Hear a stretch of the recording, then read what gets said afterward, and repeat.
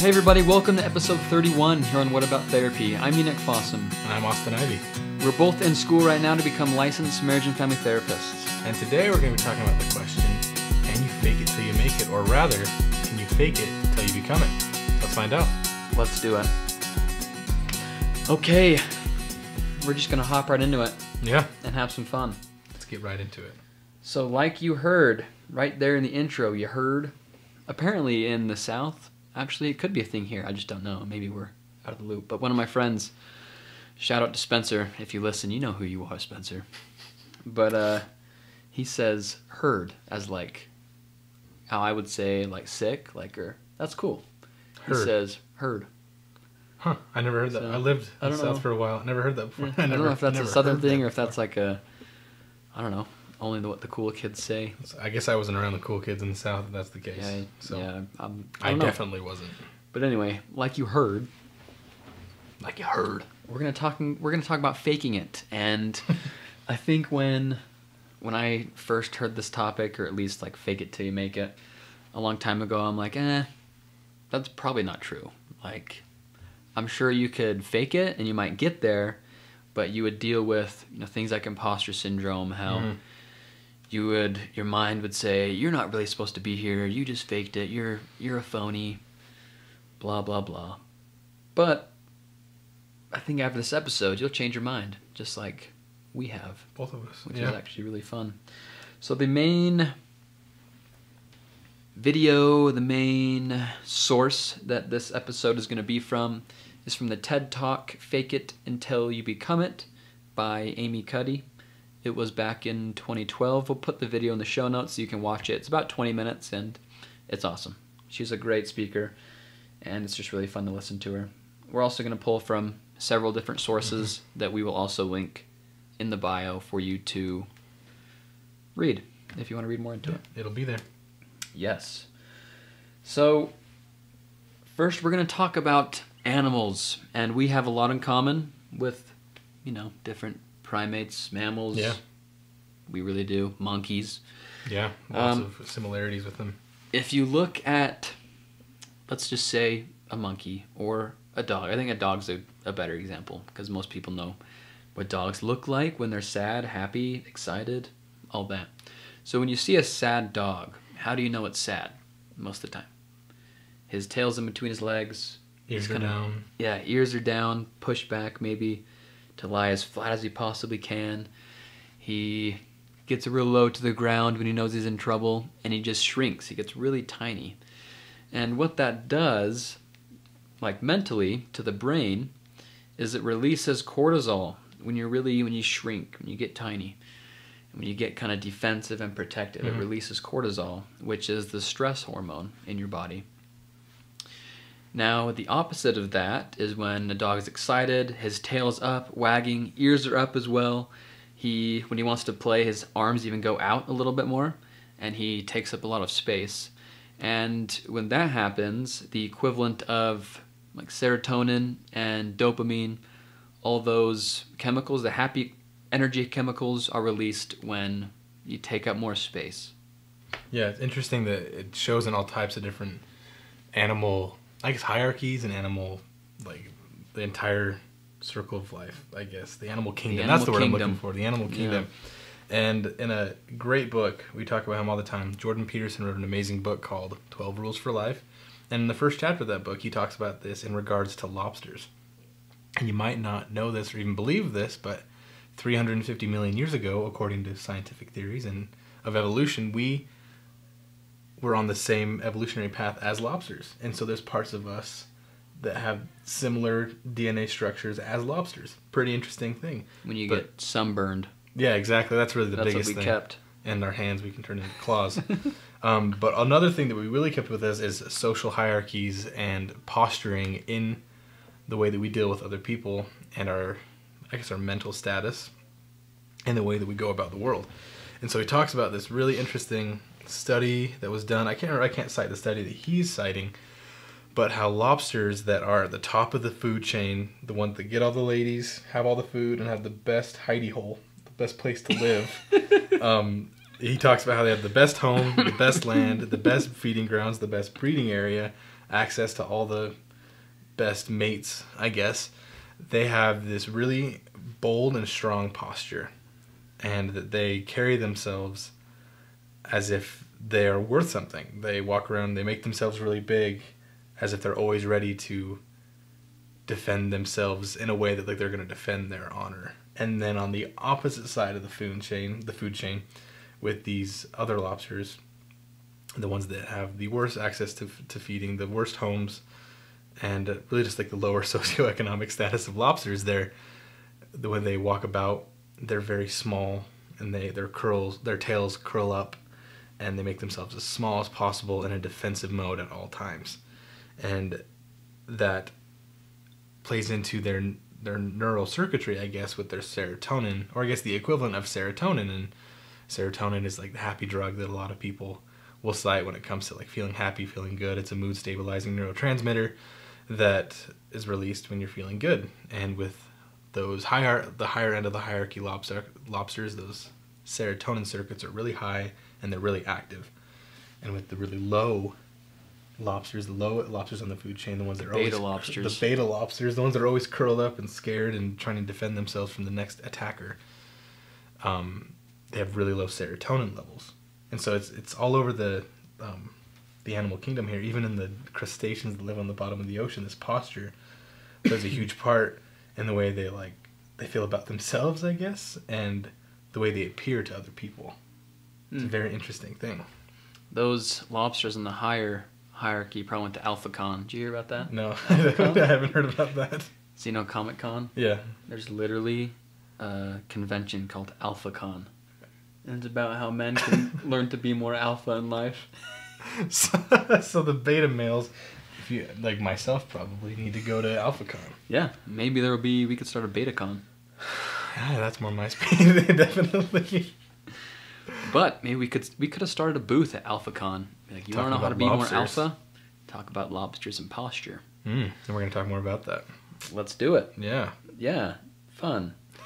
And so, Amy Cuddy, she studies communication, but not communication that we speak, right? Not when, like how we're talking right now.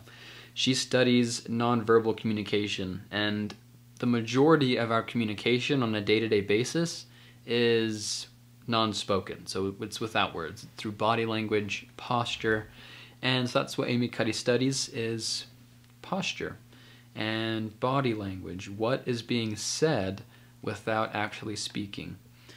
And so she goes on to talk about, like we just talked about, how, you know, some of the animals in the animal kingdom, they get real small when they get defensive or when they are being intimidated. They tend to shrink. And just the opposite when they have confidence, like the lobsters, the ones that have more confidence, and all the ladies in a good hidey hole, they have higher serotonin levels. And I don't know if did they talk about how cortisol is also lowered at all in that? Like with posturing, yeah. It talks about how the more, I guess I'll say the higher status lobsters. I'll just say that the ones that are on the higher status, they obviously feel more secure, and they feel like that they're not always in danger because of their status and their posture. That they displayed less signs of sicknesses, and like they were more healthy in that way because of the effect that cortisol has on like immune systems and your overall health. If you're always being chock full of stress hormones, your body's not going to function properly. And so the lobsters that were higher in the serotonin levels and the higher parts of the hierarchy, I should say, they definitely exuded lower levels of stress hormones. Yeah. It makes sense. Yeah. It makes sense. With security comes less stress. Yeah, and that comes from their posturing too. So it's really interesting stuff. So what we can see here is that the way we feel can change the way we speak, and not necessarily like physically, but with our body language.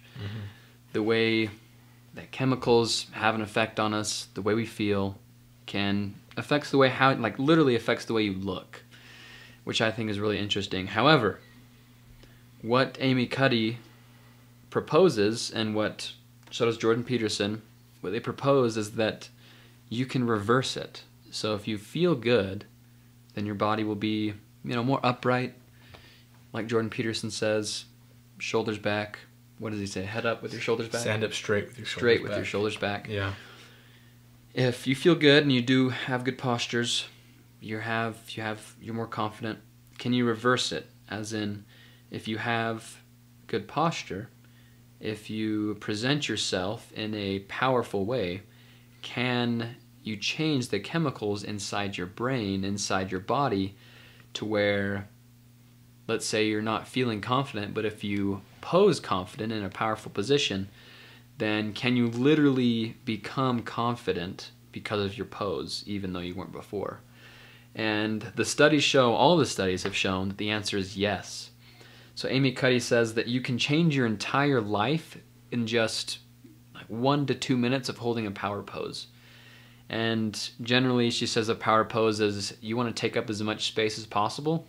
So think of guys that you see, like the cool kids at school, or someone sitting on a bench who looks powerful. They're taking up a lot of space. It's just like, yeah, doing that thing. Yeah. She talks about it in the TED Talk, where like she was teaching at a business college or something like that, and like the business majors that were like the frat boys and stuff like that, they'd come in, they'd sit like this, and when they'd raise their hand, they'd like, if you're watching on YouTube, you can see this, but if you're not, go to YouTube and watch it. He has his hand I have high my up hand in the air.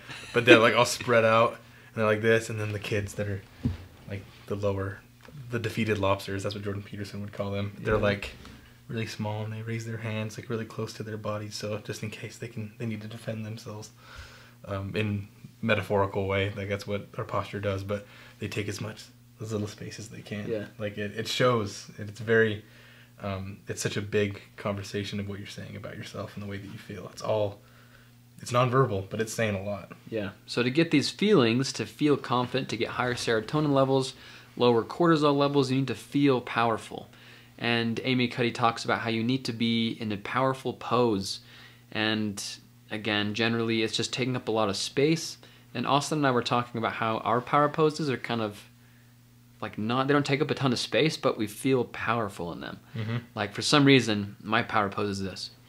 So I am kind of crossing my arms with one hand, on my face, like I'm thinking. I stroke my mustache. Oh, that's another thing. You probably think we look pretty weird, darn weird right now, and I'm so sorry. They're applying for a job right now, and we had to shave. They only allow mustaches for this job, which is weird because mustaches look weird. But yeah, they look like certain people. We all know it's a cultural thing. Yeah, we all know what we're talking about. It's the elephant in the room. So if you are watching on YouTube and you notice that, I guess that's the elephant in the room. Yeah. We both look weird with the mustache and scruff. Yeah. So that's cool. Yeah, we're gonna grow it out until the summer. We'll see what happens in life, but yeah, it'll slowly look more normal as the year goes on.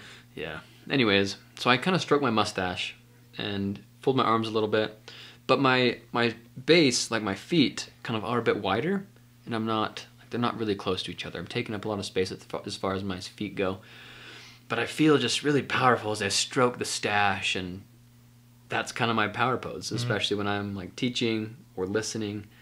I like to, I don't know, it's like a wisdom pose. Yeah, for me it's like, if you asked any like body language expert, and I'm making air quotes because I don't really think that's a thing that like you can. I mean, I think that's what Amy Cuddy could be. Like just look at him and say, oh, they're feeling this, because if my power pose is I like to fold my arms and I broaden my shoulders and I spread my legs, and most body language experts would say folding arms means you're uncomfortable. Or you're closed off. Yeah, you're closed off. New ideas or whatever. But when I fold my arms, I feel like, I don't know, like I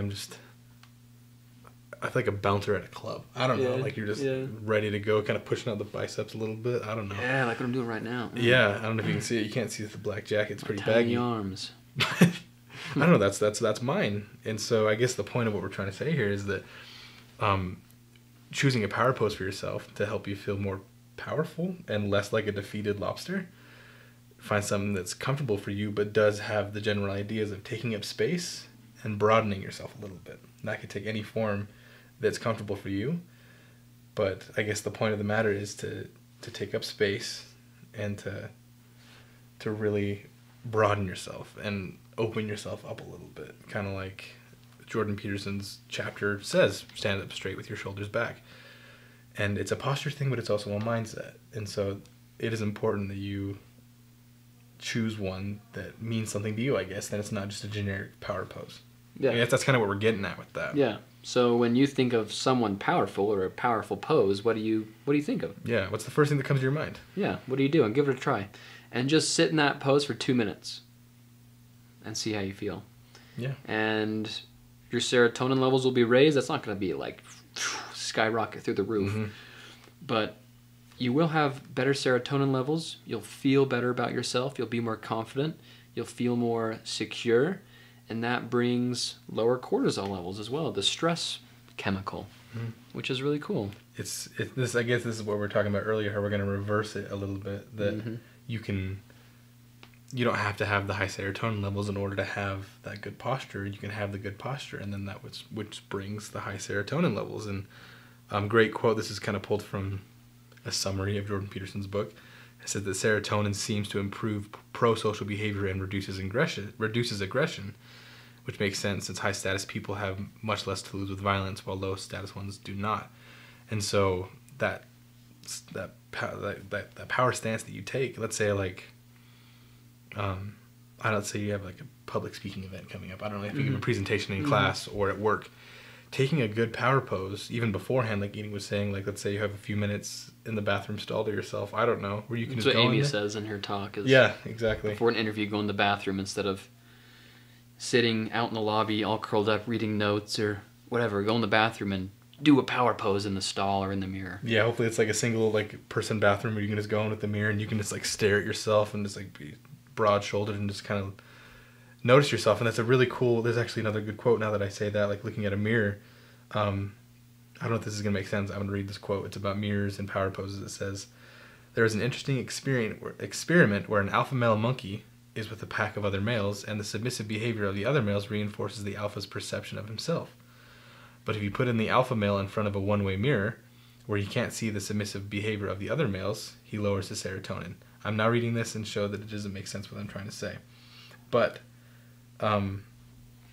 this actually is more what I was trying to say, is that if you see yourself with a power pose, now this is really what I wanted to say, so ignore that last part, the last like 10 seconds.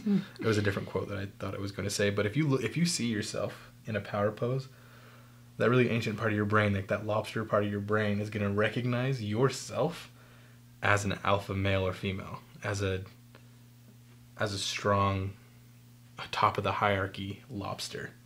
It's going to recognize you as that, and then your brain's going to realize, wait, that's me. I'm the powerful lobster that I'm looking at, and you're going to start acting like it because you're going to recognize yourself socially that you look like one, and so you're going to start acting like it. And that's starting to answer the question. You really can fake it till you become it, because it really is like you see and you believe it. And so if you can look at yourself in the mirror and see that power pose, that's going to make the difference. And recognize it in yourself, and even just noticing, wow, I'm standing up straight. I feel good about this. I feel strong. I feel powerful. Like, I love that quote from the movie Onward. Have you ever seen that? Where, like, the mom is doing a... I don't know if I have. So it's like, there's this part of the movie where her mom's doing, like, a workout, and it's, like, on a TV, and the person running the exercise says, "Repeat after me. I am a mighty warrior." And, like, she's, like, working out while she's doing it.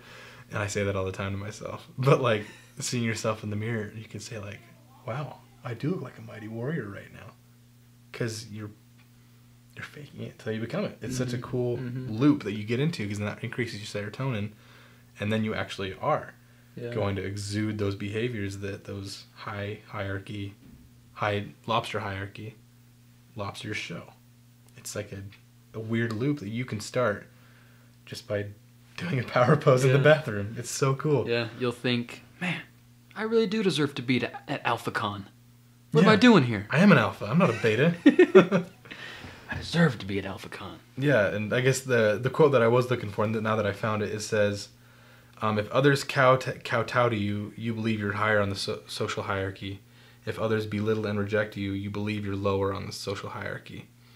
And so, and that has a lot. What I wanted to say with that is that if you can fake it, I guess that's the best way to put it, people will see you and maybe kowtow to you a little bit more. And then you're going to actually feel like you are higher on the social hierarchy. You're going to feel like one of those big bad lobsters or big bad chimps. But then on the flip side, if you are doing the little defending yourself and being really small, people are going to treat you that way. And then that's going to reinforce the idea even more. And so by making that decision to choose those power poses, it's going to be reinforced not only by yourself, but also by people around you, like in your social environment.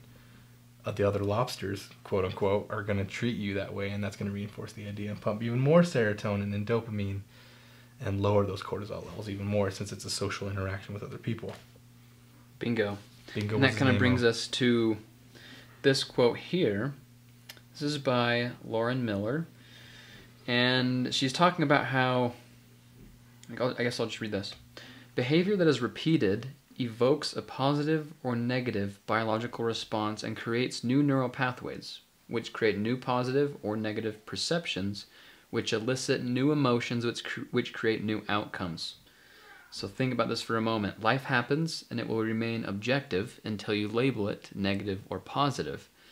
Now here's what's interesting. I love this here. She goes on to say, as soon as you slap a mental label onto your circumstance, so if you think that others, if you engage in mind reading, you think others are looking at you, and they're like belittling you or whatever, as soon as you slap a label on it as like inferior, your body responds and follows your mental lead. Is life for or against you? She says. The choice is yours and directly affects the outcomes you will experience. So here, you can reverse that process, right? You can, even if you're not feeling confident, if you go into like your first college class, or I don't know, a lot of people get nervous, like going to church or different things like that, into social circumstances when you can feel nervous. No one's going to know that you feel nervous if you go in there looking confident. You only know someone's really nervous if they look like they're nervous, right? Because, I mean, if you think about it, you see someone and you say, oh, that guy's really nervous. How do you know? Always maybe, kind of curled up. I mean, this is kind of my power position, but anyways, you kind of like, generally, they're curled up or they're angsty, shaking their leg. Yeah, shaking their leg, kind of looking around, maybe sweating a little bit. I mean, I guess you can't really control your sweat, but regardless, anyway, you get what I'm trying to say, is that's how you know they're nervous. But if someone walks in, they sit down, they maybe put their arm around another chair that's empty, they spread out their books or whatever, take up space, you're like, man, that guy's really confident. But on the inside, he could be like, man, I'm so nervous right now, but I'm trying to just be confident. And eventually, after that's repeated, just like Lauren Miller says here, behavior that is repeated evokes a positive or negative biological response. And so at first, if you walk into a class, you feel nervous, but you spread yourself out to try and make yourself feel confident. Over time, that will evoke the response of confidence. Even at first, it won't, because you're not used to it. And things like this do take time. It's not going to be like you walk into one class, you feel nervous, but you spread yourself out into a power pose, and then you're confident the rest of your life. Like, that's obviously not how it works. Everything takes time, especially when you're changing behavior. It can take a long time.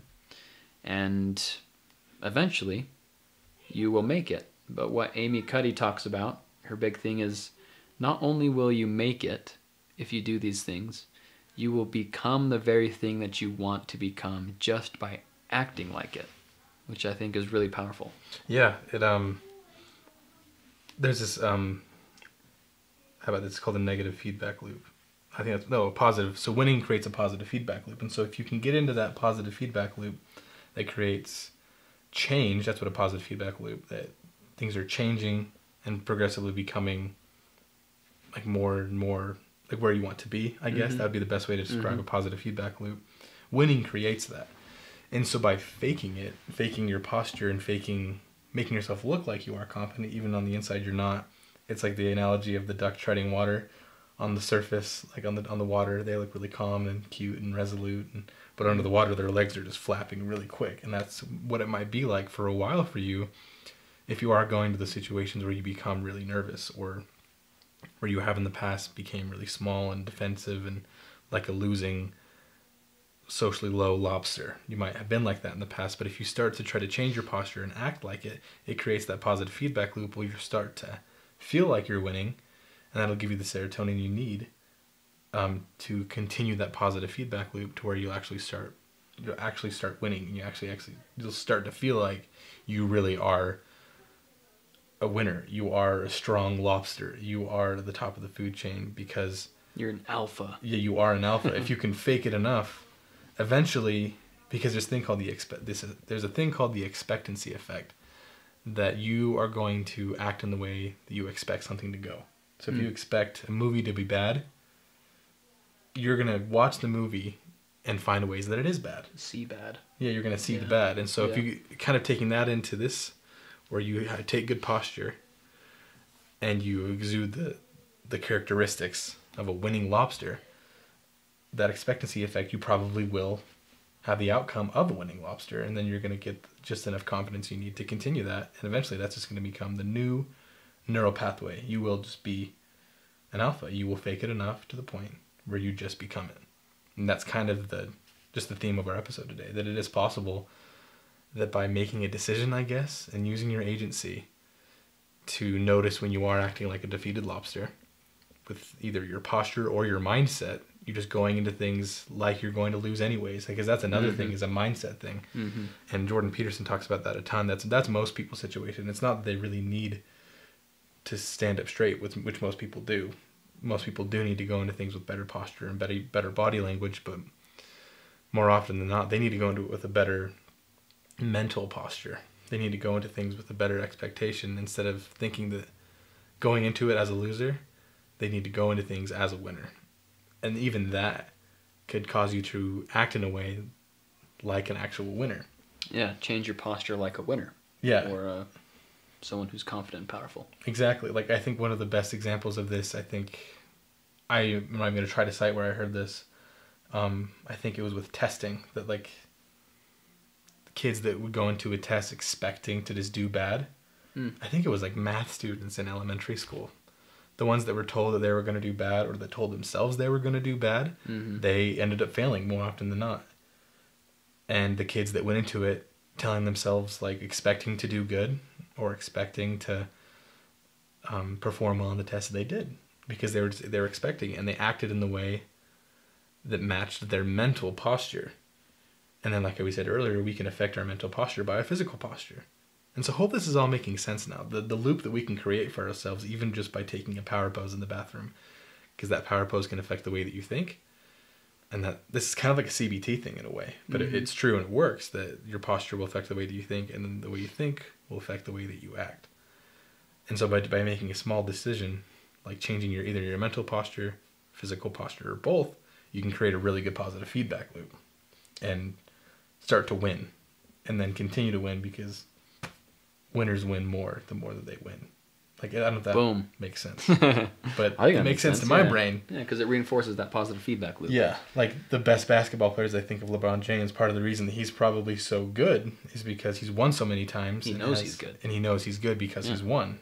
Yeah. And that had to start somewhere, probably because he took good posture mentally and physically and got him a few wins. And now that's just his new neural pathway. Winning is just a part of who he is. And I think anyone can do that with anything they want to do by taking the proper steps, like the things we're talking about today. Yeah.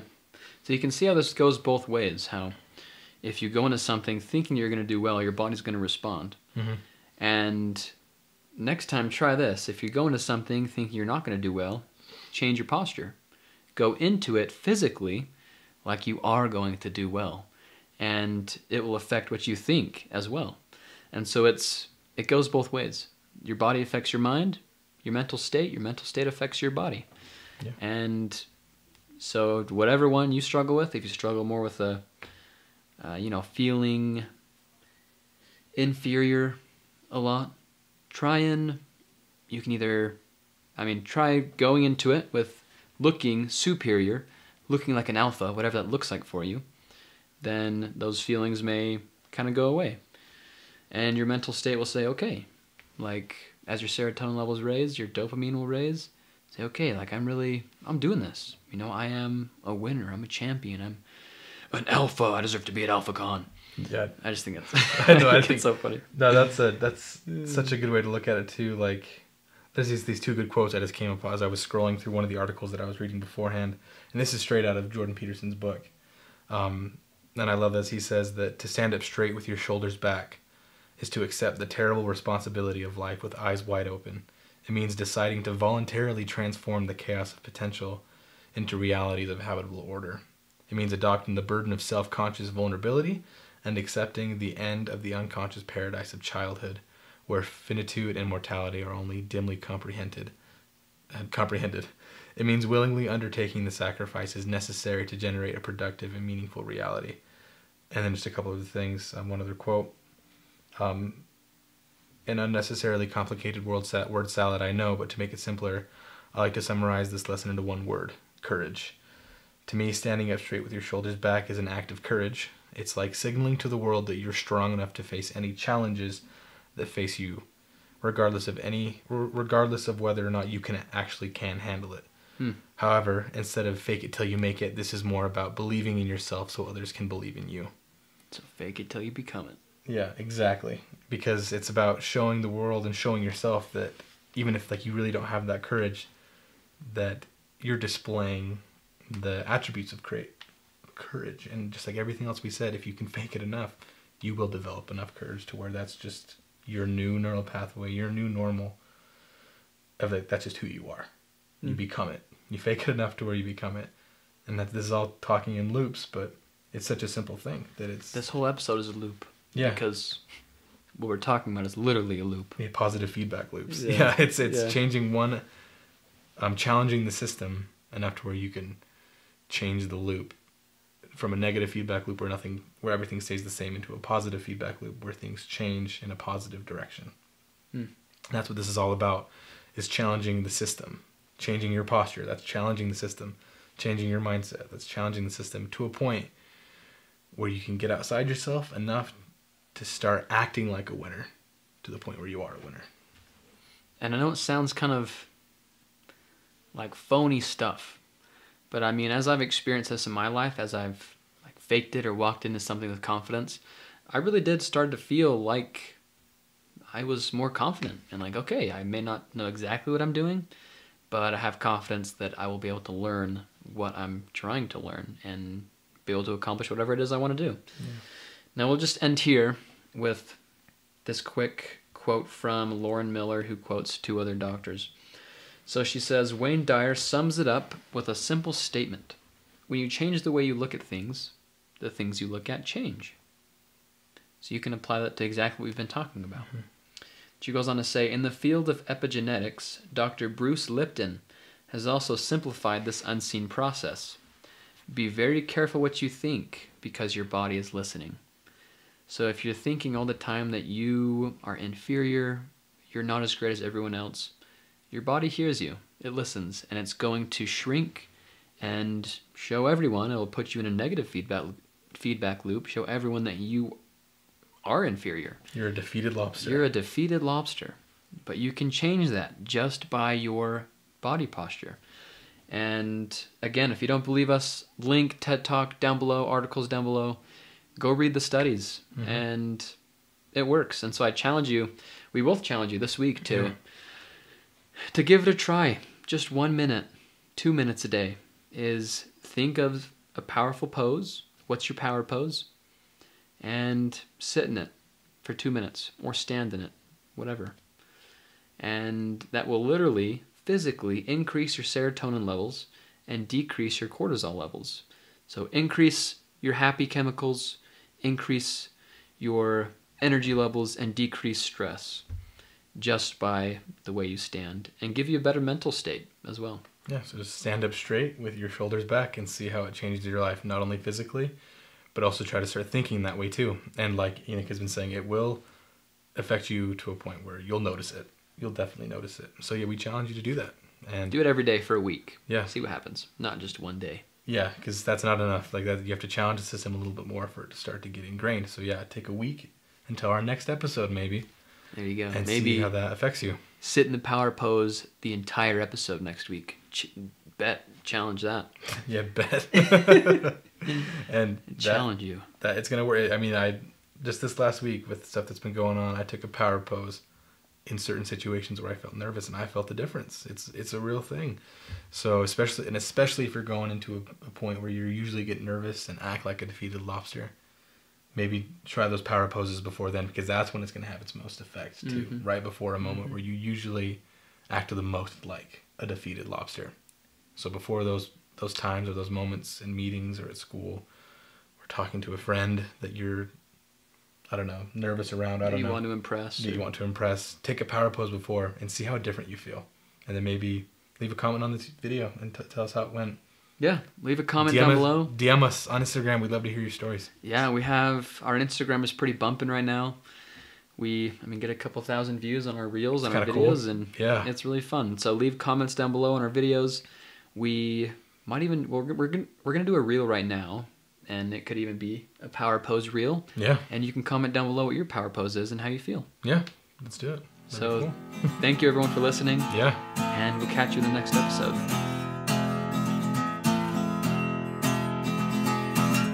What about therapy? What about therapy? What about therapy? Yeah. What about therapy? What about therapy? What about therapy? Yeah. What about therapy? What about therapy? What about therapy? What about